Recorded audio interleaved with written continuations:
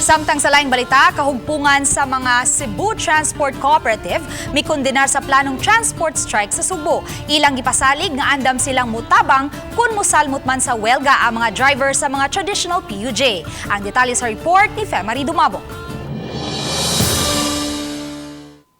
Gawa sa pagkundinar sa Cebu Transport Cooperative sa planong pagwelga, nanawagan usab sila sa mga driver sa mga traditional PUJ nga dili angayang mapiktuhan ang mga riding public sa welga karong Lunes. Ilang gipasabot nga gilugwaya na hangtod sa katapusan ning tuiga ang prangkisa sa mga traditional PUJ aron maumol nga usa ka kooperatiba.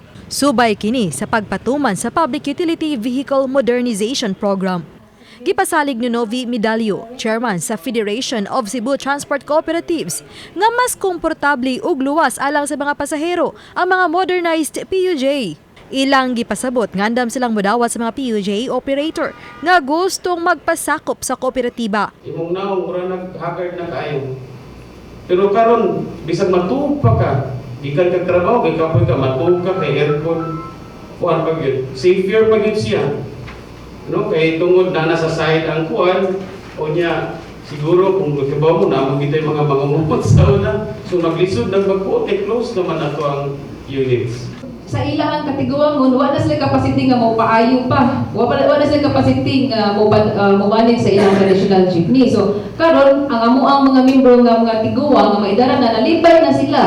Kay magdawat naman nang sila monthly sa ilahang murag ato ang ilahang operator compensation. Apan kuno galing mahitabo gyud ang transport strike, mipasalig sila nga dunay igong gidaghanon sa modernized PUJ nga itagana alang sa apektado unyang mga rota.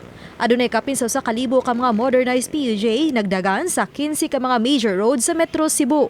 Ang Subo ang adunay 15 ka mga transport cooperatives. Ihatag na namo ang pagsuporta sa LTFRB o sa mga LGUs just in case kung magkulang sila, kung madayon magud ang kuan ang transport strike diri sa ato ang lungsod or sa major cities diri sa Cebu. Willing namin mga units, available units nga pwede nato ipakadagan. Oban ni Philip Patricio Grod Prado, Femari Dumabok, Balitang Bisdak.